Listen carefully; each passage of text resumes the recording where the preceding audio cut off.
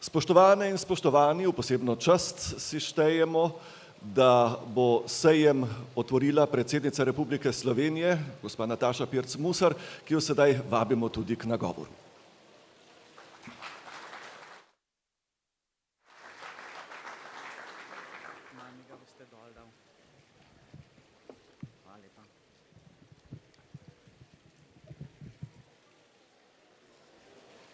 Lepo pozdravljeni, spoštovane gospe, spoštovani gospodje, spoštovani prireditelji in visoki gostje iz Slovenije in tujine, spoštovane kmetice in kmetje, drage obiskovalke in obiskovalci sejma Agra.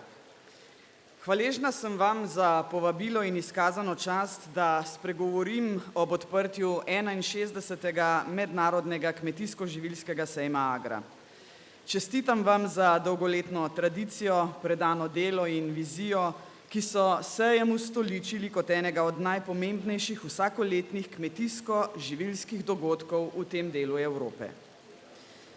S predstavitvijo raznolikosti vaše odličnosti ta praznik zemlje, stroke, posla in srca, kot ga imenujete, krepi ugled slovenskega kmetijstva v svetu in obenem našim kmeticam in kmetom ponuja okno v svet ter nove priložnosti za razvoj in sodelovanje.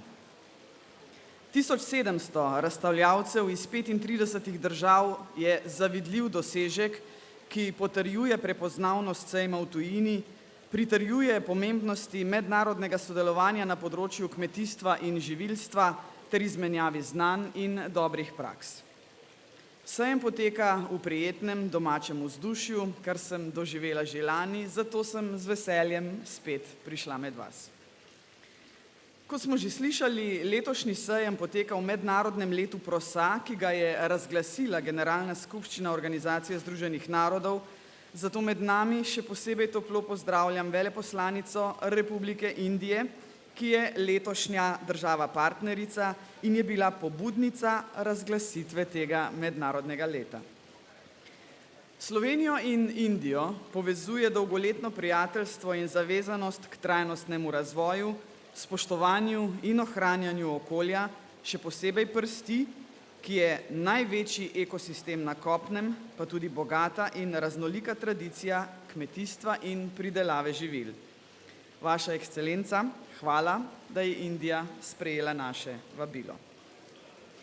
Spoštovane gospe in gospodje, žal letošnji sejem sovpada z obdobjem po najhujših poplavah v zgodovini Slovenije, ki so prizadele 2/3 države in s posledicami številnih ekstremnih vremenskih pojavov in ujm, ki smo jih doživeli v letošnjem poletju. Celo tornada, ki je v Sloveniji izjemno redek in nenavaden pojav. Vse to nas žal na zelo krut način opominja, da se naše podnebje in z njim svet, kot ga poznamo, spreminjata. To pomeni, da bomo morali tudi mi spremeniti naše navade. O tem bi želela spregovoriti danes in izpostaviti 3 ključne poudarke. Prvič, kmetijstvo ni zaviralec sprememb, temveč ključni akter napredka in blaginje družbe, zato verjamem v vodilno vlogo kmetov in kmetic pri spremembah na bolje in iskanju trajnostnih rešitev in prilagoditev na posledice podnebnih sprememb. Drugič, odprava posledic poplav in obnova morata od začetka teči z roko v roki s trajnostnim razvojem in vključevati ukrepe za prilagoditev na podnebne spremembe. Tej strateški viziji mora slediti država in pri tem pomagati ljudem in lokalnim skupnostim. Tretjič, ena ključnih nalog kmetijstva je preskrba s hrano, kar je tudi moja vsebinska prioriteta, zato vam želim na kratko predstaviti predsedničin forum, ki bo posvečen prehranskim verigam v kontekstu globalnih in lokalnih izzivov, med katerimi so seveda posledice podnebnih sprememb. Spoštovane kmetice in kmetje, odrasla sem v Mekinjah pri Kamniku, na podeželju. Od ranega otroštva od blizu opazujem vaše trdo delo ter delo ljudi na podeželju. Videla sem, koliko vloženega truda je potrebnega za nekaj kilogramov krompirja. Videla sem bolečino in žalost, ko narava ali hipna človeška napaka celoletni trud uničita v trenutku. Videla sem srečo in hvaležnost, ko so ljudje drug drugemu pomagali, da se je pridelek obnovil in življenje na podeželju nadaljevalo. Ljudje na podeželju ste vedno znali pomagati in poskrbeti drug za drugega. To so dragoceni spomini in izkušnje, ki so me zaznamovale za vse življenje. Hvaležna sem seveda staršem in našim sosedom za ta solidarnostni in čuječ pogled na svet. Pogosto slišimo, da kmetijstvo s svojimi tradicionalnimi vrednotami in neprilagodljivostjo ni v koraku s časom in da je kot tisti starec nekje na koncu vasi, ki nerga in se trmasto upira spremembam. To je nepošteno in nespoštljivo. Brez iznajdljivih ljudi, ki so pred 12.000 leti začeli obdelovati zemljo na enem mestu, iz česar so kasneje nastale prve stalne naselbine in civilizacije, naše družbe morda sploh ne bi bilo. Z nastankom kmetijstva se je začelo novo poglavje razvoja civilizacije, zato trdno verjamemo v vlogo kmetov in kmetic pri spremembah na bolje in iskanju trajnostnih rešitev ter prilagoditev na posledice podnebnih sprememb. Iz srečanj na terenu, pa tudi pri meni v predsedniški palači, vem, da se te odgovornosti zavedate. Brez vas teh sprememb ne bo. Ste nepogrešljivi v tem procesu in zato se od začetka mandata prizadevam, da bi imeli aktiven odnos in dinamičen dialog o tej temi. Zavedam se, da se o marsičem še ne strinjamo, vendar se tega ne bojim, saj verjamem v moč dialoga in v ljudi, ki nam je mar za našo skupno prihodnost. Prilagajanje na podnebne spremembe in njihove posledice je nekaj, s čimer se soočamo že dalj časa. Razumem različne vidike in pomisleke, imamo jih vsi. Obsojam pa zanikanje tega pojava in dezinformacije, ki se širijo o podnebnih spremembah in vzrokih zanje, žal tudi strani nekaterih vidnih posameznikov, ki se ne zavedajo svoje odgovornosti do ljudi in narave. Takšna ravnanja so seveda nevarna. Morda danes ali jutri tega še ne bomo zaznali, čez 10 let pa zagotovo in tedaj, se bojim, bo morda že prepozno. Kmetice in kmetje ter ljudje na podeželju ste od nekdaj znali pozorno opazovati naravo in spremembe. Te, ki smo jim priča v zadnjem obdobju, niso enkraten pojav. Dolgotrajna sušna obdobja, izguba rodovitnosti prsti, pozebe, vremenske ujme so čedalje pogostejše in imajo seveda velik vpliv na kmetijstvo. Te dni intenzivno odpravljamo posledice nedavnih katastrofalnih poplav, začenja se obnova 2/3 naše domovine. Pozdravljam seveda družbeno in politično složnost, ki jo hrani človeški čut solidarnosti in jo vidim kot dobro izhodišče za projekt obnove po poplavah. Iz srca se seveda zahvaljujem vsem, ki ste priskočili na pomoč pri odpravljanju posledic s svojimi traktorji, drugo mehanizacijo ali le z golimi rokami in lopato. Ste preprosto dobri ljudje. Vseh posledic poplav še ne moremo realno oceniti, menim pa, da bo odpravljanje dolgotrajno in utrujajoče za vse, zato nikakor ne smemo pozabiti na složnost v teh dneh, mesecih, ponekod, verjetno letih in ne smemo pozabiti drug na drugega. Predvsem pa se moramo zavedati, da moramo zaradi obsežnosti posledic marsikaj začeti povsem na novo. Ker začenjamo na novo, pozivam, da je obnova v celoti skladna z načeli trajnostnega razvoja in da bo vključevala ukrepe za prilagoditev na podnebne spremembe.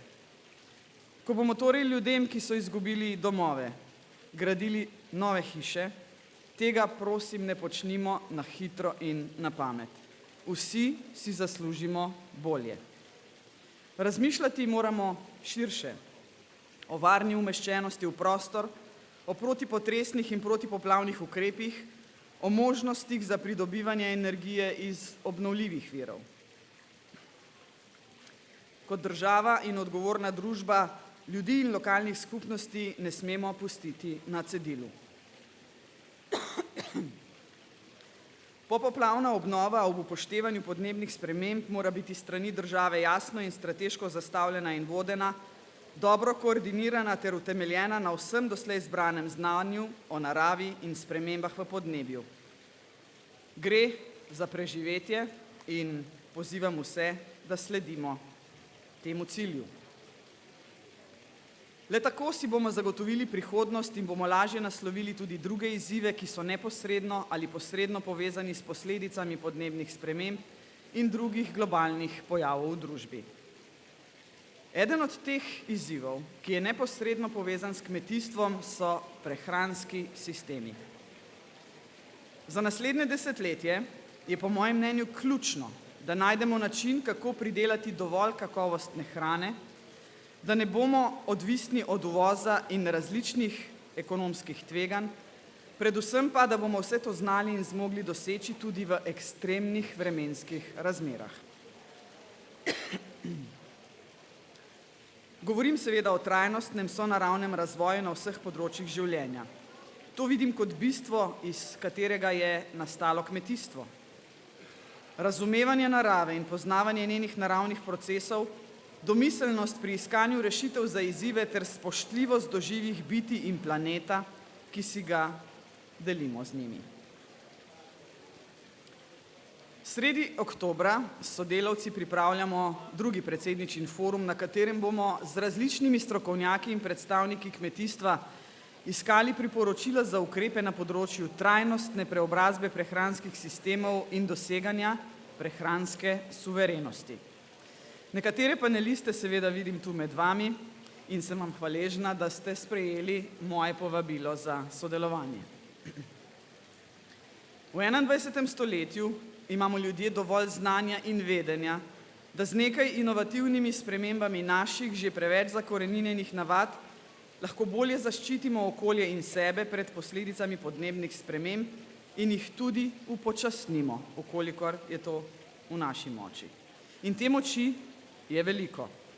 Vidim jo v vas, spoštovane kmetice in kmetje, verjamem v vaše sposobnosti in inovativnost.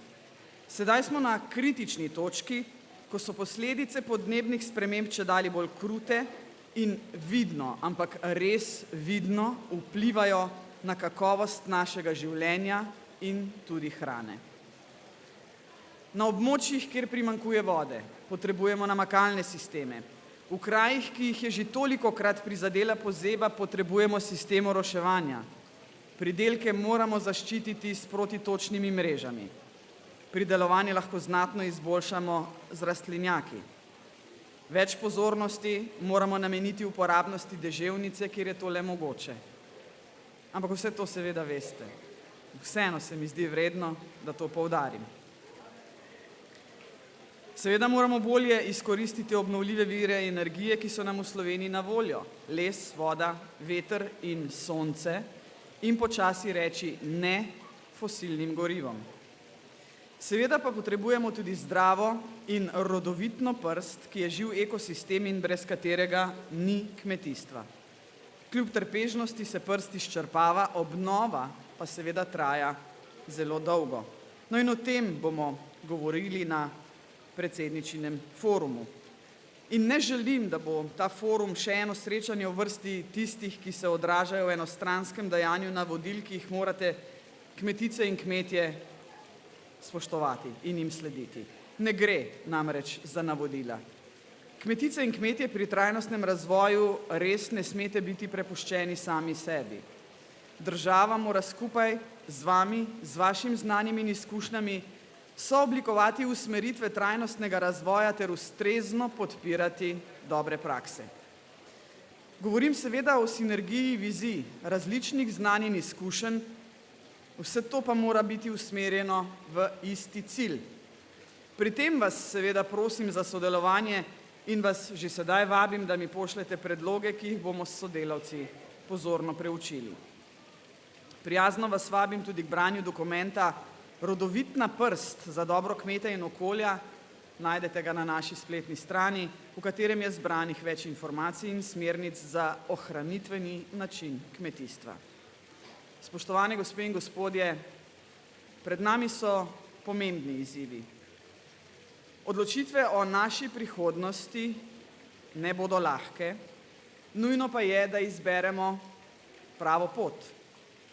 Verjetno bo daljša in težja, vendar je edina, ki nas vodi v prihodnost, kakršno si seveda vsi skupaj želimo.